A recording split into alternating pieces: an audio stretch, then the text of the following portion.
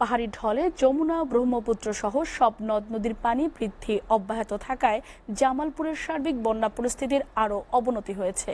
বন্যা কবলিত হয়ে কুড়িগ্রামে পানিবন্দী প্রায় ১.৫ লাখ মানুষ। রাজগঞ্জে যমুনা গর্ভে বিলীন হয়েছে শতাধিক বাড়িঘর। সিলেটে পানি কমে তৃতীয় দফা বন্যার ক্ষত ভেসে উঠেছে শুরু করেছে বিভিন্ন এলাকায়। প্রতিনিধিদের পাঠানো তথ্য ছবিতে ডেস্ক প্রতিবেদন। কুড়িগ্রামে বন্যা পরিস্থিতির আরও অবনতি হয়েছে। ব্রহ্মপুত্র নদের পানি বৃদ্ধি পেয়ে প্রায় ১.৫ লাখ মানুষ পানিবন্দী হয়ে পড়েছেন। তলিয়ে গেছে শত শত ঘরবাড়ি, ফসলি জমি ও কাঁচা পাকা সড়ক। বন্যা দুর্গতরা অবস্থান নিয়েছেন উঁচু স্থানে ও ফ্লাড সেন্টারে। দেখা দিয়েছে খাবার সংকট। বন্ধ ঘোষণা করা হয়েছে বিভিন্ন শিক্ষা প্রতিষ্ঠান। ব্রহ্মপুত্রের পানি হাতিয়া পয়েন্টে বিপদসীমার ৮০ সেন্টিমিটার উপর দিয়ে বইছে। পানি কমলে আমাদের লেখাপড়া আবার শুরু হবে। পানি না কমা পর্যন্ত তো আমরা স্কুলে যেতে পারতেছি না, লেখাপড়াও তো আমাদের হইতেছে না। এখন লেখাপড়া সব বন্ধ আছে। জামালপুরের দেওয়ানগঞ্জের বাহাদুরাবাদ ঘাট পয়েন্টে যমুনার পানি বিপদসীমার ৯২ সেন্টিমিটার উপর দিয়ে বইছে। দেওয়ানগঞ্জ খোলাবাড়ি সড়ক ও কাঠারবিল এলাকায় দেওয়ানগঞ্জ সানন্দবাড়ি আঞ্চলিক সড়কের ৩০ মিটার অংশ বন্যার পানিতে ভেঙে বন্ধ রয়েছে যোগাযোগ ব্যবস্থা। বন্যার কারণে বন্ধ ঘোষণা করা হয়েছে বিভিন্ন শিক্ষা প্রতিষ্ঠান। বন্যার্তদের জন্য ৩০০ মেট্রিক টন চাল ও ৩,৪০০ প্যাকেট শুকনো খাবার বরাদ্দ দেওয়া হয়েছে। গঠন করা হয়েছে মেডিকেল টিম।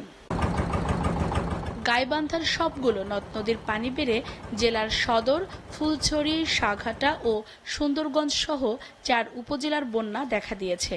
পানিবন্দী হয়ে পড়েছে ৪ উপজেলার ২৪টি ইউনিয়নের অন্তত ২০,০০০ পরিবার। তলিয়ে গেছে আউশ ধান, পাট, ভুট্টা, আমন, বীজতলা, পুকুর ও মাছের ঘের। বন্ধ জেলার ৮০টি শিক্ষা প্রতিষ্ঠান। সিরাজগঞ্জে ২৪ ঘন্টায় শহর রক্ষা বাঁধ পয়েন্টে ৪৩ সেন্টিমিটার পানি বেড়ে বিপদসীমার ৩৮ সেন্টিমিটার উপর দিয়ে বইছে। ২ সপ্তাহের ব্যবধানে যমুনার গর্ভে বিলীন হয়েছে শতাধিক ঘরবাড়ি।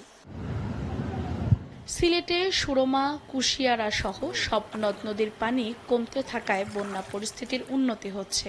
তবে এই দুই নদীর পানি কানাইঘাট, জকিগঞ্জ, বিয়ানীবাজার, ফেঞ্চুগঞ্জ সহ ৬ পয়েন্টে বিপদসীমার উপর দিয়ে বইছে। এদিকে পানি কমে তৃতীয় দফা বন্যার ক্ষত ভেসে উঠেছে বিভিন্ন এলাকায়। ২ মাসে ২ দফায় বন্যায় সিলেটের ২৫ কিলোমিটার বেড়িবাঁধ ক্ষতিগ্রস্ত হয়। তৃতীয় দফায় আরও কিছু বেড়িবাঁধে ভাঙন দেখা দিয়েছে বলে জানিয়েছে পানি উন্নয়ন বোর্ড। মৌসুমী বায়ুর প্রভাবে পটুয়াখালীতে অতি ভারী বৃষ্টি হচ্ছে। গেল ৮ দিনের টানা বৃষ্টিতে চরম দুর্ভোগে পড়েছেন শ্রমজীবী মানুষ।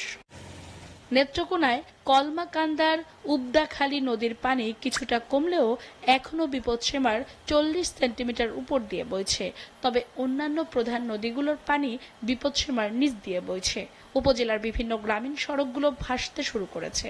তবে দুর্ভোগের শিকার হচ্ছে সাধারণ মানুষ।